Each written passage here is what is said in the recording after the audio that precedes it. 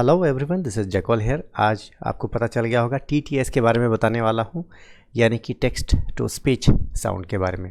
ये ऑरुक्स मैप्स में क्या काम करता है, ऑरुक्स मैप्स में यह कैसे काम करता है, इसकी क्या उपयोगिताएं हैं, हम लोग इसको कैसे यूज़ कर सकते हैं। तो चलिए सबसे पहले डेफिनेशन की ओर बढ़ते हैं। A computer program that converts text into spoken language. Speech to text क्या है? स्पीच रिकॉग्निशन प्रोग्राम के माध्यम से यह आपके बोले हुए बात को टेक्स्ट के रूप में कन्वर्ट करता है। तो ऑरुक्स मैप्स में कुछ एक प्रोग्राम होता है जो वॉइस कमांड बोलते हैं, जिसके माध्यम से स्पीच रिकॉग्निशन प्रोग्राम आपके बोले हुए बात को वह कन्वर्ट करता है टेक्स्ट में और फिर वो कमांड के रूप में काम करता है। तो टेक्स्ट टू स्पीच में क्या विशेषताएं हैं उसके लिए मैंने यहाँ पर आपको एक स्लाइड में बताया हुआ है, और कुछ शर्तें हैं। यह शर्तें हैं कि सबसे पहले आपको कोई एक रूट या ट्रैक या वे पॉइंट को आपको बनाना पड़ता है, साथ ही साथ इसको फॉलो करना पड़ता है। बिना फॉलो किए या TTS काम नहीं करेगा। साथ ही साथ इस प्रोग्राम में जो ऑरुक्स मैप्स का प्रोग्राम है, इसमें आपको टेक्स्ट टू स्पीच साउंड को इनेबल कैसे करेंगे इसके लिए मैं अगला स्लाइड में बताऊंगा। और कुछ कमांड होते हैं, जैसे कि आप स्टैटिक्स की ही बात कर रहे हैं, तो जब तक आप रिकॉर्डिंग मोड में आप नहीं जाएंगे, ट्रैक को रिकॉर्ड नहीं करेंगे, तब तक आपको यह स्टैटिस्टिक्स नहीं दिखेगा। यह टेक्स्ट टू स्पीच साउंड को इनेबल कैसे करते हैं उसके लिए यहाँ ग्लोबल सेटिंग्स में जाइए, टेक्स्ट टू स्पीच साउंड्स, और सब सेक्शन एक होता है जिसमें कि ट्रैक रूट्स। इसी तरह से GP वर्जन में भी सेम इसी प्रकार है। इसको मैं शॉर्ट में पार करता हूँ ताकि आपको समय ज़्यादा न लगे। ये वॉइस कमांड बहुत सारे हैं, जिसमें पहला है स्टार्ट रिकॉर्डिंग, दूसरा stop recording, new segment, statistics, go back, delete way point and back track. ये सारे जो वॉइस कमांड है, इस कमांड को अगर यदि बोलकर कमांड देंगे तो सबसे पहले बोलेंगे new way point, name Ali, तो यहाँ पर अली नाम का एक वे पॉइंट बन जाएगा। इसी प्रकार से डिस्क्रिप्शन है, जैसे new way point description and such and such. Voice command के जरिए अलग अलग हम लोग कार्य करवा सकते हैं बिना मोबाइल टच किए ही।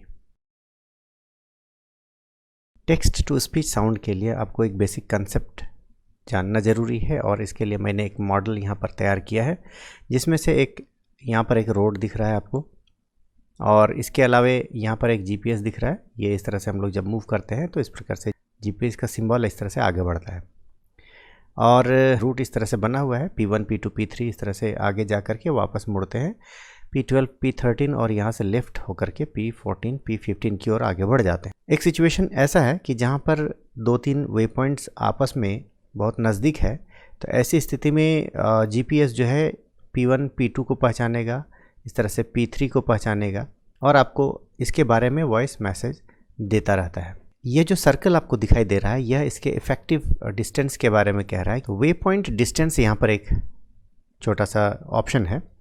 वो कौन सा ऐसा डिस्टेंस है जो वे पॉइंट का अलार्म जो है बजना प्रारंभ होगा। आप इसको कम या ज़्यादा भी कर सकते हैं। इसी के बारे में मैं यहाँ पर कह रहा था कि ये कौन सा ऐसा डिस्टेंस है जब यह वे पॉइंट का इन्फॉर्मेशन आपको बजना प्रारंभ होता है या आपको इन्फॉर्मेशन देना प्रारंभ करता है। तो इस सर्कल को मैंने इसलिए इसमें इंगित किया है क्योंकि GPS के पोजीशन से इसका दूरी कितना है ये कैलकुलेट करता है इसका लॉजिक में, और इस प्रकार से जैसे इसके नज़दीक पहुँचता है और ये आपको अलार्म बजना प्रारंभ होता है। एक सिचुएशन यह भी है, जब हम इसके डिस्टेंस को बढ़ा दें तब क्या होगा? तब ऐसा होगा कि P1 पर पहुंचते ही PA P2 तक पहुंचता है और ये P2 का अलार्म बजना प्रारंभ होता है। फिर धीरे धीरे जब हम लोग आगे बढ़ते हैं तो हो सकता है कि इस बार P3 के बदले यहाँ पर P13 आ रहा है पहले, तो क्या ये P13 को बताएगा?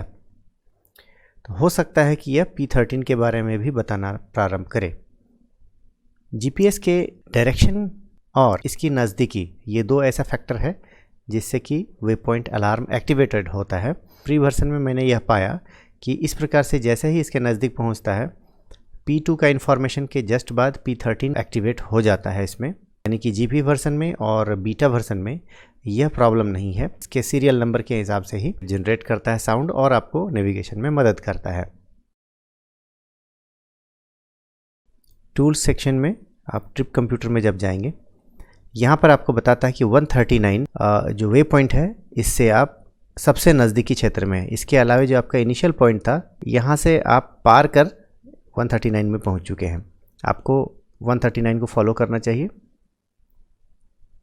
139 के फॉलो करने के बाद 140 आपका आएगा। यहाँ देखिए कि ये आपका जो जीपीएस लोकेशन है, करंट लोकेशन इसी आसपास में था, तो 138 139 आपको सबसे नज़दीक बताता है। जिस ट्रैक को आप फॉलो कर रहे होते हैं उसके सबसे नज़दीक आते आते ही आपको टू फार फ्रॉम रूट ऐसा करके ये बताता है, टू फार फ्रॉम रूट। ये देखिए, और इस प्रकार से आपको ये मैसेज देता है कि आप रूट से काफ़ी दूरी पर हैं। और इस प्रकार से ये बार बार आपको एक सीक्वेंशियल ऑर्डर में आपको मैसेज भेजता है। पर जिन जगहों में जीपीएस का सिग्नल बहुत वीक होता है, ऐसे स्थिति में आपका जो सीरियल नंबर है जो वे पॉइंट का, वो फ्लक्चुएट कर सकता है, क्योंकि जीपीएस इधर उधर भागता है। तो हो सकता है आप जिस जगह पे अवस्थित हैं वहाँ पे जीपीएस का सिग्नल वीक हो और जीपीएस ये फ्लक्चुएट करता है अपना पोजीशन, और आपको लगता है कि ये गलत मैसेज दे रहा है। और ये फ्लक्चुएशन सबसे ज़्यादा आपको फ्री वर्जन में दिखाई पड़ेगा। 7 meters। मैं जब इस रूट को फॉलो कर रहा हूँ तो सबसे पहले इसे 2071 के बारे में बताना चाहिए था, पर यह 2087 के बारे में सबसे पहले मैसेज देता है। कभी कभी आप शॉर्ट रास्ता इख्तियार करते हैं और इसके चलते बीच में पड़ने वाले वे पॉइंट स्किप कर दिया जाता है। यह जीपी वर्जन में भी यही संभव है। देखिए किस प्रकार से यह 1650 को स्किप कर नेक्स्ट वे पॉइंट के बारे में बतलाता है।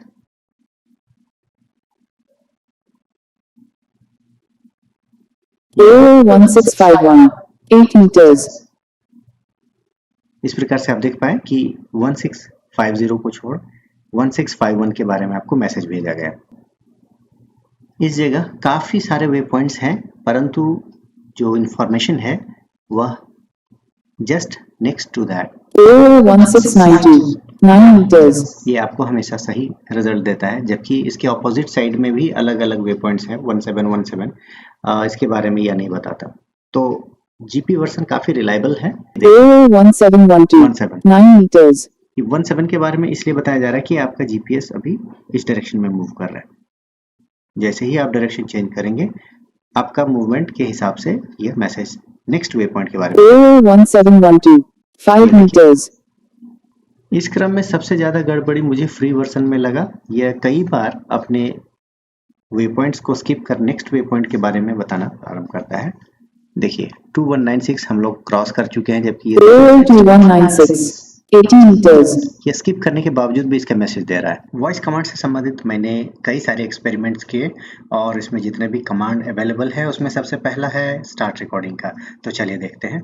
जीपीएस को ऑन कर दिया मैंने, स्टार्ट रिकॉर्डिंग, ये अभी तक काम नहीं किया।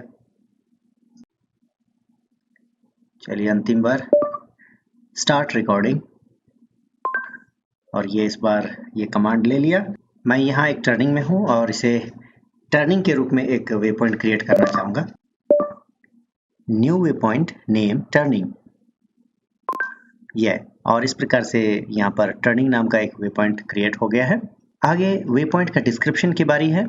वॉइस कमांड स्टार्ट करें, न्यू वे पॉइंट डिस्क्रिप्शन यहाँ से मिलना है, और इस प्रकार से एक वे पॉइंट ऐड हो जाता है। साथ ही साथ इसमें एक डिस्क्रिप्शन भी ऐड हो गया है। अगली बारी है इसके सेगमेंट ऐड करने का। ये जो ट्रैक बन रहा है इसको हमें ब्रेक देना है और एक नया सेगमेंट तैयार करना है, न्यू सेगमेंट जी। और ये पहली बार में ही यह ले लिया स्टैटिस्टिक्स, और इस प्रकार से यह स्टैटिस्टिक्स आपके सामने हाजिर हो जाता है। इससे काफ़ी सारी जानकारियाँ प्राप्त होंगी। रिकॉर्डिंग को बंद करने के लिए एक वॉइस कमांड है स्टॉप रिकॉर्डिंग का। चलिए देखते हैं जी। अब ये ले लिया और इस प्रकार से स्टॉप रिकॉर्डिंग यानी कि रिकॉर्डिंग बंद हो जाता है। यहाँ कई सारे वॉइस कमांड्स में हम लोगों ने देखा कि कुछ तो बहुत सिंपल है जिसको कि हम लोग वॉइस कमांड देते ही यह ले लेता है, परंतु कुछ कॉम्प्लेक्स है जिसको कि परफॉर्म करने में काफ़ी मुश्किल का सामना करना पड़ा। और ये याद रखिएगा कि फ्री वर्जन में वॉइस कमांड्स अवेलेबल नहीं है, जबकि जीपी में ये अवेलेबल है। तो जीपी वर्जन में इनेबल करने के लिए आपको यहाँ ग्लोबल सेटिंग्स में स्पीच साउंड और वॉल्यूम बटन को वॉइस कमांड के लिए इनेबल करना पड़ेगा। चलिए मैं आपको दिखाता हूँ। ग्लोबल सेटिंग्स में यहाँ पर टेक्स्ट टू स्पीच साउंड है और इस जगह पर आपको वॉल्यूम बटन्स वॉइस कमांड्स को इनेबल करने के लिए यहाँ पर आप क्लिक कर लें। तो ये था टेक्स्ट टू स्पीच साउंड का ये लेसन और वॉइस कमांड से संबंधित ये लेसन। मुझे लगता है आपको ये पसंद आया होगा। पूरा वीडियो देखने के लिए बहुत बहुत धन्यवाद।